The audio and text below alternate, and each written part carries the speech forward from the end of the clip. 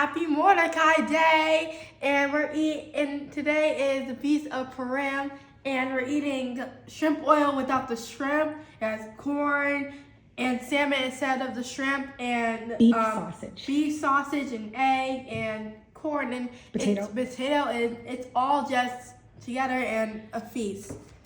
Take a look. Celebrate Purim with us. Hi, it's Joe Bish.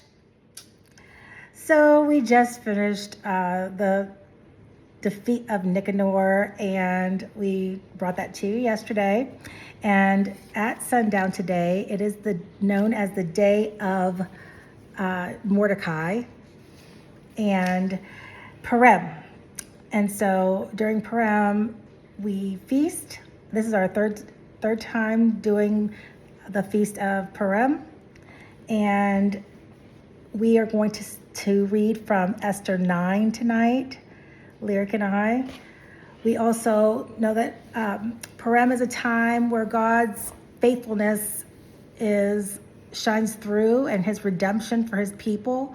We also know that God is the master of divine reversals, and that he always turns the tables on the enemy, and he's always there to bring his people through, no matter what.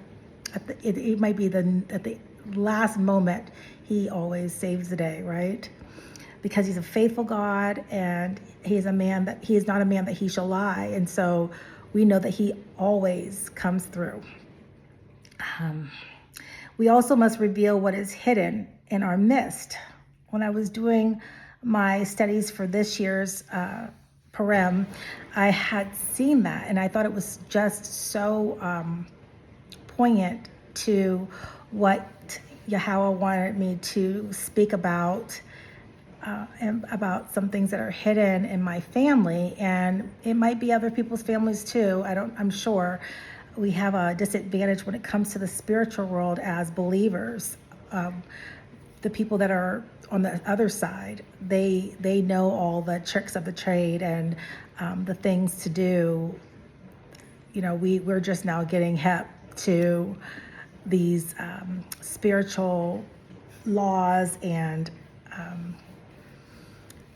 those kind of things. So we'll talk about that later, but I just thought that was neat that would be in there. All right, so we're going to read from Esther 9. And I think we found that we're in the CEB version of the Bible, the Christian English Bible. So it was on the 13th day of the 12th month, that is the month of Adar. That is the king's order, and his law were to be enforced on the very day that the enemies of the Jews hoped to overpower them. The tables were turned against them. The Jews overpowered their enemies instead. The Jews joined together in their towns in all the provinces of King Xerxes to defend themselves against those who tried to harm them. No one was able to stand in their way because everyone was afraid of the Jews. All the leaders of the provinces, rulers, governors, and those in charge of the king's business helped the Jews because they were afraid of Mordecai. Because Mordecai was very important in the palace. News about him was sweeping through the provinces. Indeed, Mordecai was becoming more and more important every day. The Jews put down all their enemies with swords, blows, killing, and destruction. They did whatever they wanted with those who hated them. These were the 10 sons of Haman, Hamath's son, the enemy of the Jews. But the Jews didn't lay a hand on anything their enemies owned.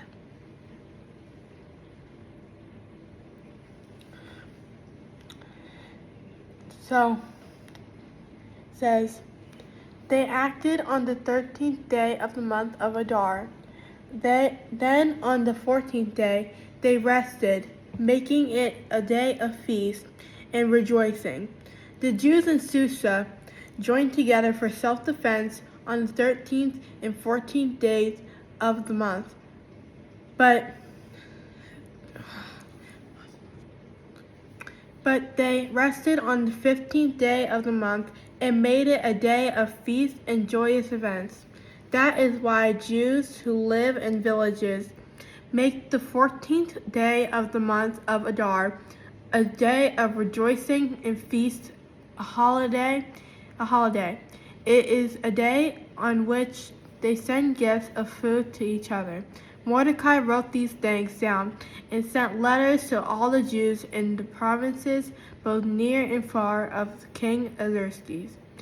He made it a rule that Jews kept the 14th and 15th days of the month of Adar as special days, each and every year.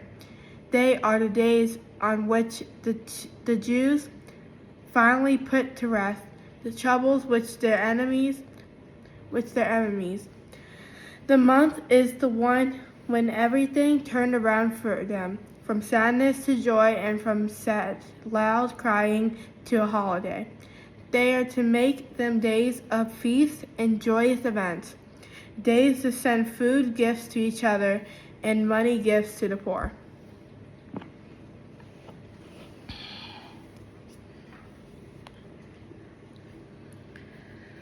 That same day, a report concerning the number killed in the fortified part of Susa reached the king. So the king said to Queen Esther, in the fortified part of Susa, the Jews have killed 500 people, as well as the 10 sons of Haman. What have they done in the rest of the royal provinces? What do you wish now? I'll give it to you. What is your desire? I'll do it this time too. Can you imagine that? I'm sorry. Okay, Esther answered, if the king wishes, let the Jews who are in Susa also have tomorrow to do what the law allows for today, and let them also impale the 10 sons of Haman on pointed poles. The king ordered that this be done, and the law became public in Susa. They impaled the 10 sons of Haman, just as she said. The Jews in Susa joined together again, this time on the 14th day of the month of Adar. In Susa, they killed 300 people, but they didn't lay a hand on anything the people owned. The Jews out in the royal provinces also joined together to defend their lives. They put to rest the troubles with their enemies and killed those who hated them. The total was 75,000 dead, but the Jews didn't lay a hand on anything their enemies owned. The Jews agreed to continue what they had already begun to do, just what Mordecai had written to them. Indeed, Hamatha, the Agagite's son, the enemy of all the Jews, had planned to destroy the Jews. He had servants throw pur, that is the dice. I learned that new this time. Pur is the dice. They threw that to find the best month and day to trouble greatly and destroy them. But when Esther came before the king, his written order said the wicked plan that Haman made against the Jews should turn back on him instead. So they impaled him and his sons on pointed poles. That is why people call these days Purim, by using the ancient word pur. It all fit with what this letter said, with what they saw happen, and with what they themselves went through. The Jews agreed that their children, grandchildren, and great-grandchildren, as well as non-Jews who become Jews, should always keep those 2 days. They agreed to follow the written rules and at the proper time to every year. So forever and ever, province, and town remembers to keep these days. These days of Purim won't die out among the Jews. They remember to keep them forever.